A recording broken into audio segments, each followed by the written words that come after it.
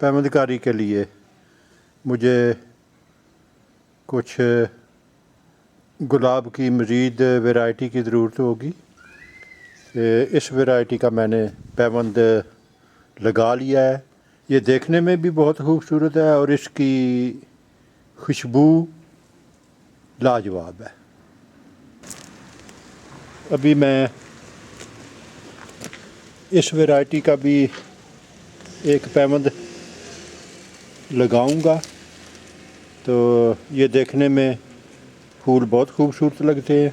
अगला मरहला है कि बड का चुनाव,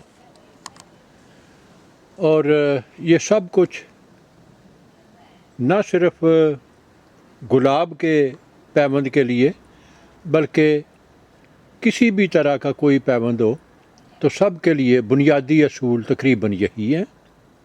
अगर आप इस शाख को देखें तो ये बहुत ताज़ा है, कम उम्र, ये बड के लिए ठीक नहीं है।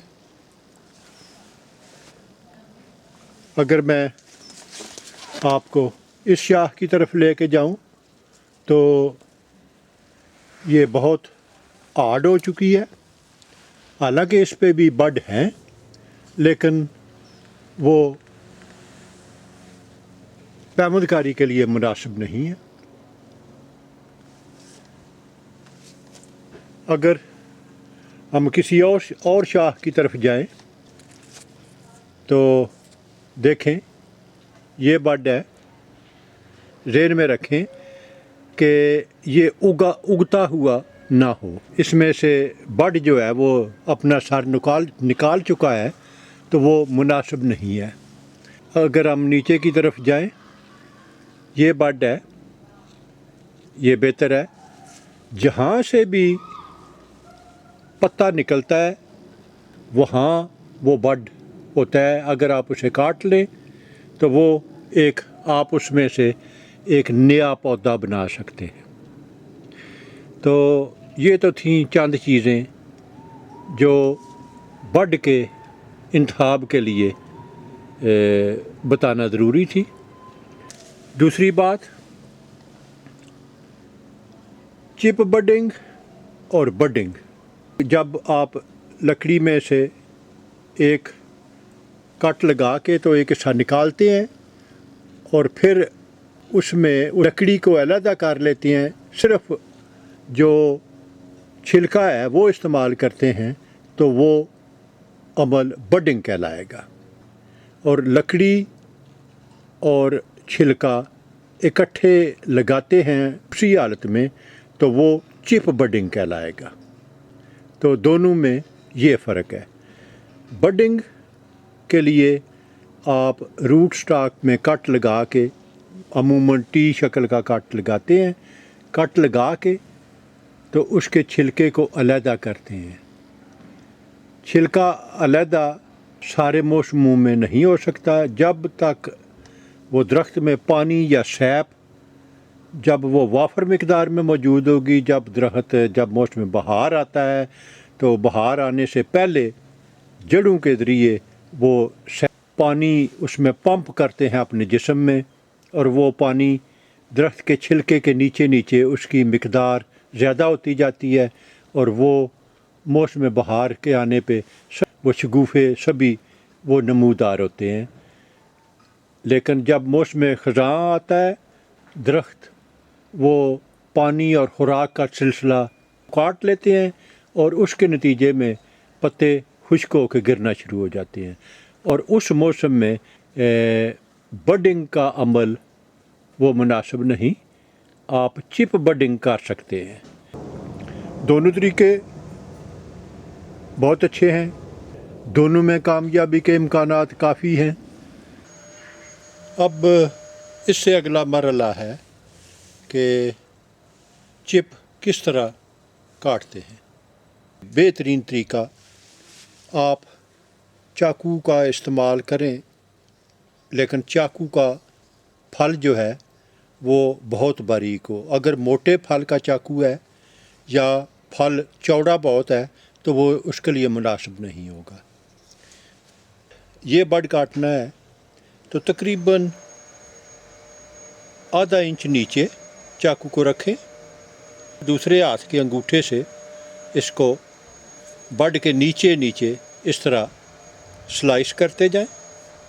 अब ये बड से आधा इंच नीचे और आधा इंच ऊपर मैंने एक बड काट दिया है। मैं ये दूसरा बड काटने वाला हूँ। बड के नीचे आधा इंच अंगूठे से इसको प्रेस करते जाएं, बड के नीचे नीचे स्लाइस करते जाएं, और जब आप समझें कि आप आधा इंच दूसरी तरफ जा चुके हैं तो इसको रोक दें, और बाकी की कटाई उस वक़्त करें जिस वक़्त आपने वो पैबंद लगाना है और आपने बाकी सारे मराहल उसके लिए तैयार कर लिए हैं। अभी एक और बड उसी तरह आधा इंच बड के नीचे अंगूठे की मदद से इसको प्रेस करते जाएं। ये एक और, ये चिप के लिए आप इसे काटें और इसी तरह लगा दें, लेकिन बडिंग के लिए आपने इसको, इसमें जो लकड़ी जो है इसको निकालना होगा, और लकड़ी निकालने के लिए चाकू को छिलके और लकड़ी के दरमियान में रखें, और इस तरह लकड़ी को आप बड़ी आसानी से जुदा कर सकते हैं। कोई भी साफ़ सुथरी मुलायम जहाँ पे कोई रुकावट ना हो उस जगह का इंतखाब करें। ऊपर से एक कट लगाएं जो कि तकरीबन चिप की चौड़ाई के बराबर हो। निचला हिस्सा थोड़ा सा छोड़ के तो बाकी छिलका काट लें। ये जो छिलका है ये इसको नीचे जाने से रोकेगा, और इस तरह ये मेरे लिए आसान होगा कि मैं इस पे यहाँ पे पट्टी बांध दूँ। तो ये एक चिप लग गया। अभी मैं दूसरा लगाऊंगा। तो इसके लिए मुझे फिर इस पट्टी का सहारा लेने की ज़रूरत पड़ गई है। मकसद मेरा इसको वक्ती तौर पे इस जगह पे महफूज करना है, ताकि मैं इस पे दूसरे पैबंद लगा सकूं। अभी मैं इसके दूसरे हिस्से पे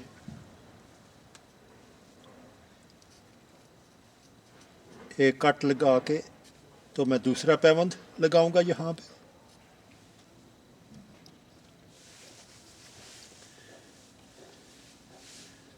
नीचे से कुछ सा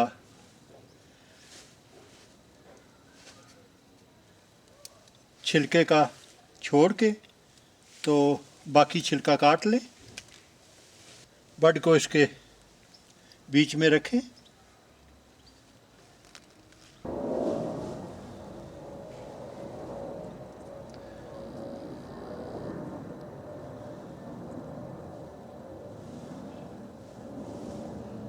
ये अभी मैंने दूसरा चिप इसमें लगा दिया है, और मैं आर्जी तौर पे इस सब्ज़ टेप की मदद से इसको मैं महफूज कर लूँ। अब मैं इस तरफ से एक और पैबंद लगाऊंगा इस पे।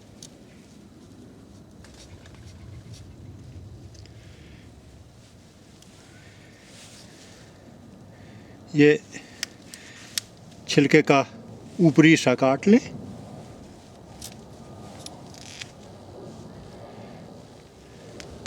बड को इसके बीच में रखें। मैं ये आम प्लास्टिक की पट्टी से इन सब को महफूज करूँगा।